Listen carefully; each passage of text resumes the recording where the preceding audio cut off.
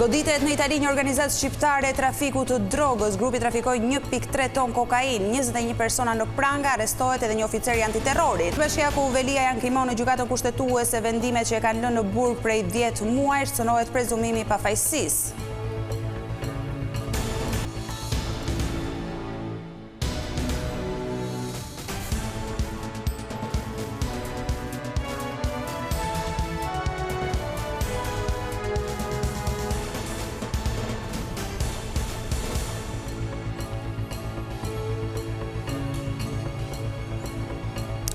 Përshëndetje nderuar teleshikues, ky është edicioni informativ i lajmeve këtu në televizionin kombëtar Vision Plus.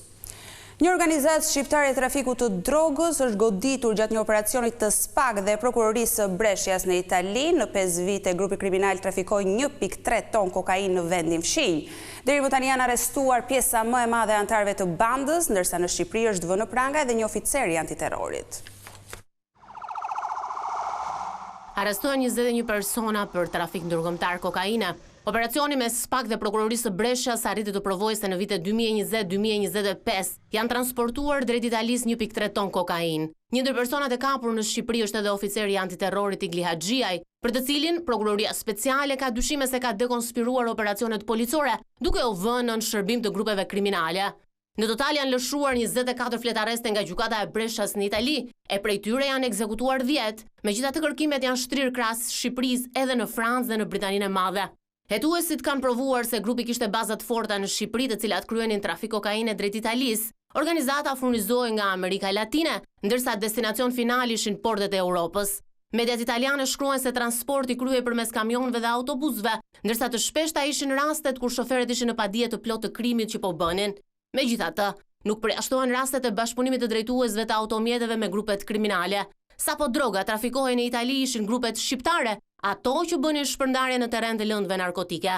Nga operacioni u sekuestruan 550.000 euro, 10 automjete, një pistolet dhe 130 kg lëndë narkotike, kokain dhe heroin, që në treg do të kishin vlerë rreth 12 milion euro. Gjykata e Shkodrës la në burg 2 të rinj të ekstremistë arrestuar 3 ditë më parë në Fusharës. Ata janë akuzuar vetëm për armbajtje pa leje, por prokuroria po vijon hetimet nëse ata janë përfshirë në propagandë që nxit akte terroriste. Julian Cumraku dhe Erzen Uka të arrestuar pak ditë më parë në fshatin Orosh të Fusharësit u la në burg këtë të njëjtën nga gjykata e Shkodrës.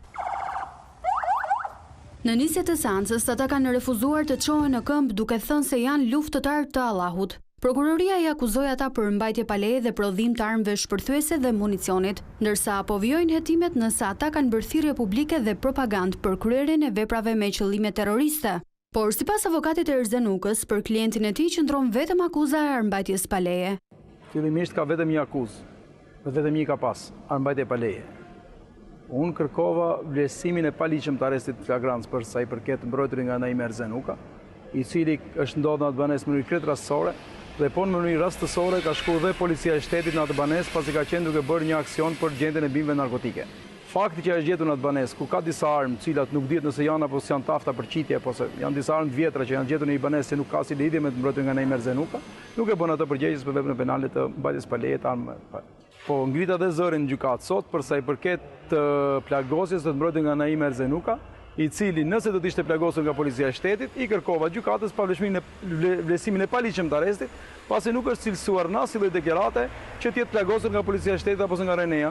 I pyetur se çfarë deklaruan dy të akuzuarit për armën dhe flamurin me logon e ISIS në banesë, avokati tha. Cumraku tha, e ka marrë si vllajin tim në banesë, për armët tim mbrojtën nga Naimi nuk ka dijeni nëse kishte apo s'kishte armë banesë, pasi po ta dinte se kishte armë, e di mirë që është në ndjekje nga policia e shtetit për shkak të lidhjes së tij me një ngjarje për hapjen e thonjeve terroriste më parë. Dhe ajo është treguar i kujdesshëm për zbatuar ligjet e shtetit në cili jeton. S'është flamur, është gjetur një shkrim në mur i cili po hetohet si është gjetur, kush gjetur, çfarë lidhje ka pas me flamurin i mbrojtjes nga Naimi. E megjithatë, grupi hetimor që në fillim ka pasur dyshime të forta se të dy janë të indoktrinuar me prirje ekstremiste, pasi Erzen Uka, ish komando, ka qenë dënuar më parë për nxitje të terrorizmit, ndërkohë që edhe Julian Cumraku rezultoni dënuar me herët. Banorët e zonës kanë folur edhe për një person të tretë, pasi të dy ata janë parë shpesh herë në shoqërinë e një personi me flokë të gjata, po për këtë të fundit avokati i Ukës tha se një pretendim i tillë është i pabazë. Erion Veliaj ka goditur në kushtetuese vendimin që mban atë të izoluar që nga 10 shkurti i këtij viti. Përmes mbrojtjes, ai pretendon se masa e arrestit në burg cënon parimin e prezumimit të pafajësisë. Kryebashkiaku i Tiranës Erion Veliaj akuzohet nga prokuroria e posaçme se ka kryer korrupsion pasiv në 9 raste dhe ka fshehur origjinën e parave.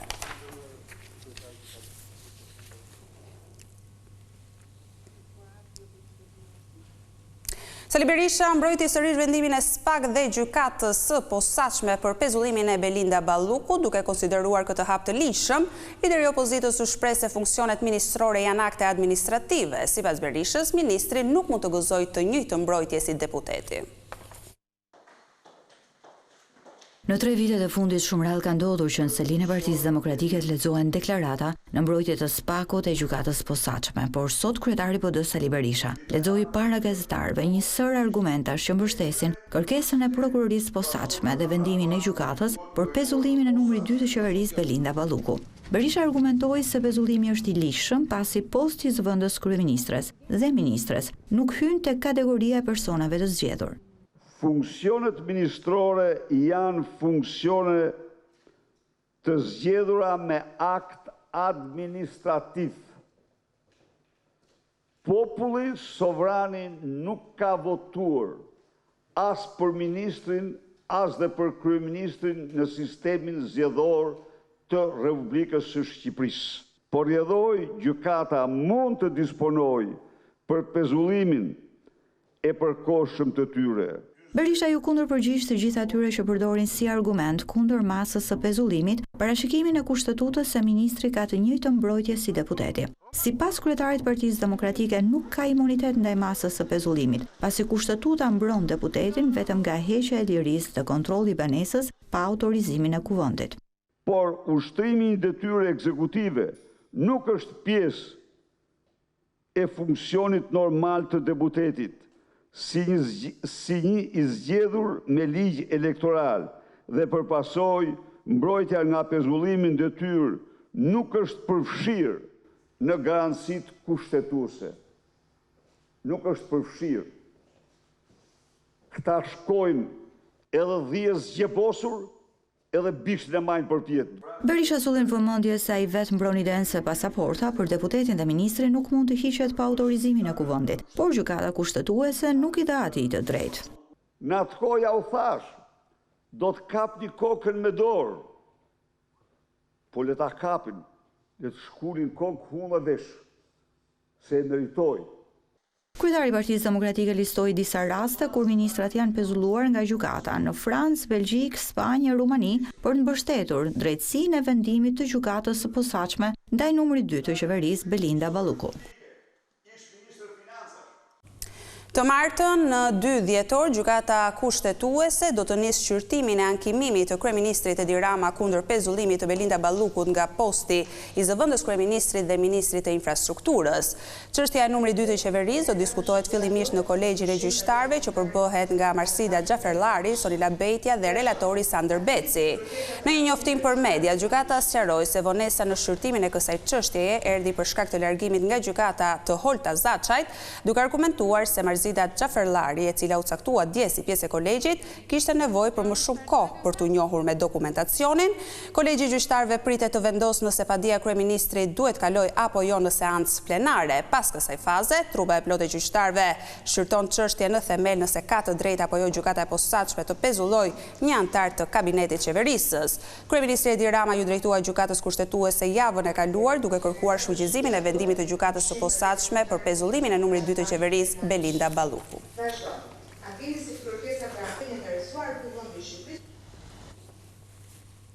Socialistët u shprehën të hapur në Komisionin e Reformës Territoriale për të reduktuar numrin e bashkive të vendit, por demokratët e shfrytzuan mbledhjen për t'u rikthyer akuzave ndaj kryebashkiakëve që kanë përfunduar në SPAK.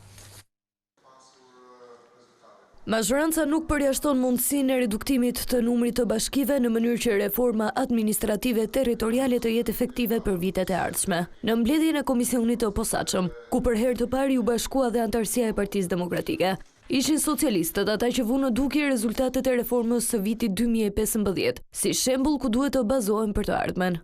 por nuk diskutohet që duhet të ketë një numër më të reduktuar bashkish për të krijuar ato bashki të cilat e prezantojnë veten, kanë fuqi shumë të tepër, kanë mundësi për të mbledhur fonde, kanë mundësi për të planifikuar investime, kanë mundësi të shërbejnë të gjithë komunitetet që ata kanë. Por opozita nuk ndau të njëjtin mendim. Madje cilësoi të dështuar reformën territoriale të mëparshme. Po, shumë e suksesshme nga pikpamja ime, sepse korrupsioni është endemik dhe për këtë arsye shumë kryetarë bashkisë janë para drejtësisë ose janë burg sot. Dhe një nga sukseset më të mëdha kësaj reforme ishte pra shtimi i korrupsionit i drejtuesve për shkak të mënyrës se si e konceptojnë menaxhimin e pushtetit lokal dhe si funksionojnë. Megjithatë, socialistët u treguan të qartë se retorika politike duhet lënë jashtë diskutimeve, në mënyrë që kjo reformë të shërbejë qytetarëve. Të marrin praktikat më të mira europiane për këtë proces dhe të shohim në kohë jo 2 vjet, jo 2027, jo 2031, po të shohim për krijuar një reformë e cila të qëndrojë në mënyrë sistematike kohës dhe ofrimit të shërbimit të njerëzve. Gjatë mbledhjes si opozita ashtu dhe mazhoranca ranë dakord sa i përket kalendarit të punimeve të komisionit të posaçëm për reformën territoriale, ndërsa së shpejti pritet që të zhvillohen dëgjesa me institucionet vendore.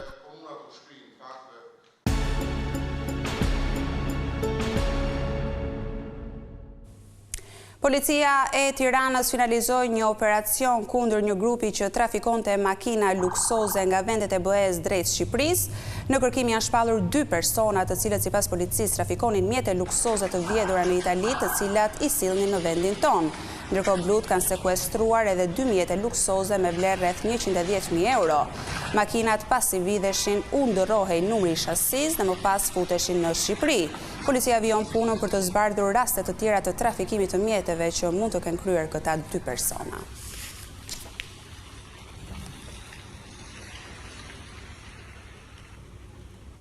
Një tjetër rast i ushtrimit të prostitucionit është zbuluar nga policia në Durrës. Në pranga kanë rënë 2 të reja nga Brazili, teksa në gjendje të lirë po hetohet një 22 vjeçar nga Durrësi. 2 vajzat, 21 dhe 24 vjeç, kishin marrë një apartament me qira në lagjen numër 2 dhe shfrytëzonin jo vetëm për prostitucion, por dhe për përdorimin e lëndëve narkotike.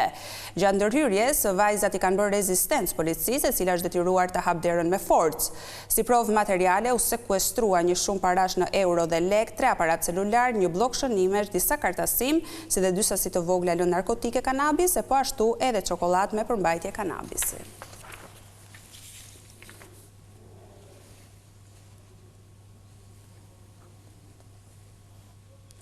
Një urë që lidh 12 fshatra të kolonjës me rrugën kombëtare Korçër-Sek është dëmtuar rënd nga rreshjet e fundit, për pasojë ajo është bërë e pakalueshme duke izoluar qindra familje. Banorët e fshatrave të njësisë administrative të Çlirim të Bashkisë Kolonjë kanë protestuar në hyrje të urës së fshatit Qafzez. Shkaki i tubimit është bërë dalja jashtë funksionit e urës që lidh fshatrat e kësaj njësie me rrugën kombëtare Ersek-Korçë. Banorët shprehen se degradimi i urës ka ardhur ndër vite, ndërsa shirat e fundit e kanë nxjerrë totalisht jashtë funksionit. Po ta shikoni në mbrapa meje, ura është bastarduar. Por ka 4 vjet që nuk është vënë dorë. I kemi lajmëruar, kanë ardhur, kanë kaluar makina, kanë kaluar trailere këtu dhe nuk vun dorë fare, ka 4 vjet. Kjo e sotmja tregon që ja çfarë pune po bën bashkia. Kjo urë ka lënë shumë banor, të paktën në 10 fshatra, të cilët i marrin ushqimet e baktive nuk u rris, po ti shikosh këtu për ditë, i marrin nga njëri skaj urës, i edhin i kalojnë ke skaj tjetër. Kjo ura nuk funksionon, kemi 10 ditë me frikë, kemi mallin, ço lartë ço poshtë. Nën prefekti i Kolonjës Adriatik Braçe tha se është bërë gati nga ana inxhinierike një projekt që sjell zgjidhjen përfundimtare të këtij problemi. Deri në këtë fazë, sipas nën prefektit, nuk përjashtohet mundësia e një ure bel që do të ndërlidhet nga ana e forcave të armatosura. Nëpërmjet urës së Qafzezit komunikojnë 12 fshatra me njësinë qendër. Rreth 1 milion mjete rrugore qarkullojnë në Shqipëri sipas shifrave të Instat deri në shtator të këtij viti. Thënë ndryshe, në vend janë shtuar në total rreth 87.000 mjete në krahasim me 3 mujorin e 3 të vitit 2024. Autoveturat përbëjnë pjesën kryesore të mjeteve në qarkullim me afro 80%. Duke u ndalur në qytete, Tirana është me numrin më të lartë të mjeteve, ndjekur nga Durrësi, ndërsa nga ana tjetër Gjirokastra dhe Kuksi përmenden si qytetet me numrin më të ulët të mjeteve që qarkullojnë në rrugë. Gjatë periudhës korrik shtator, shifra tregojnë se janë regjistruar për herë të parë rreth 27.000 mjete, 82% e të cilave janë autovetura.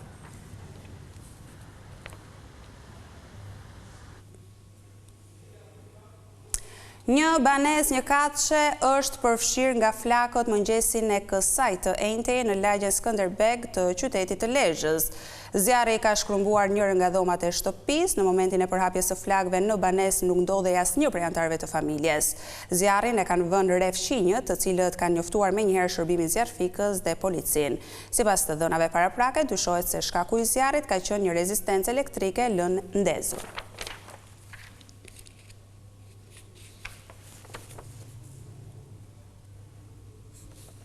Dhjetra nxënës të veshur me kostume popullore u bën pjesë e një aktiviteti me rastin e festave të nëntorit.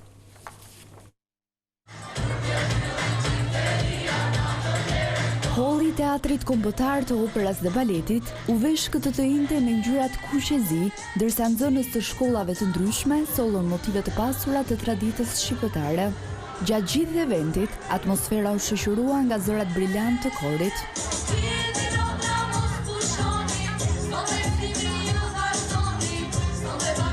Nxënësit e veshur me kostume popullore risollën elemente karakteristike të trashëgimisë kulturore. Veshja që kam veshur është e krahinës së Kuksit, zonës Topojanit. Është një veshje që është 27 vjeçare, trashëguar bespas brezi. Detajet janë punimi me duar i veshjes së kuqe, jeleku dhe xhibja është punuar, gjitha janë të punuara me dorë. Ju uroj të gjithë shqiptarëve anë mban gëzuar festat e 28-29 nëntorit. Unë kam veshur veshjen e përmetit, ajo ka të veçantë ngjyrën e saj. Kjo është e qepur me dorë. Sot ky është një kostum i Kuksit, 150 vjeçar nga zona Lumës. Unë përfaqësoj Marigon, ajo që ndis glamurin shqiptar, që më pas ja jep Ismail Qemalit. Kjo është veshja e saj, te kjo veshje mund dallojmë brezin që është ngjyrë floriri. Të vegjëlit zgjodhën të ftojnë të pranishmit në një odë burrash, duke përcjellë qëndrimin krenar e fisnik. Unë vi nga shkolla Nika Dardani dhe kam sjell sofrën e cila për rreth uleshin burrat këm kryq. Këtu ka dy bekun që nëna ime bënte dhallë më përpara. Aty është pusi ujë që neve më përpara mirëmim ujë dhe pimim. Aty sashin ku nëna ime në Vlorë bënte fli. Ne urojmë të gjithë shqiptarët për festën e flamurit. Nuk munguan punimet të veçanta artistike, nga piktura e deri te qëndisjet, që përfaqëson historinë e kombit ton. Sot kemi përzgjedhur disa qëndisje të kostumeve popullore të Shqipërisë, të mesme, të veriut, të jugut, të përzjera. Gjithashtu kemi sjellur disa qype me motive tradicionale shqiptare, gëzuar 28-29 nëntorit. Ky aktivitet i programit Art dhe Zeje dhe nismës Shkolla Qendër Komunitare bashkoi 17 shkolla të Tiranës, duke krijuar një atmosferë festive dhe emocionuese, një kartolinë e festave të 28 dhe 29 nëntorit. Kjo ishte gjithçka e përgatitur edhe për këtë edicion informativ. Ju falenderoj për vëmendjen tuaj. Bashkë ndajemi këtu.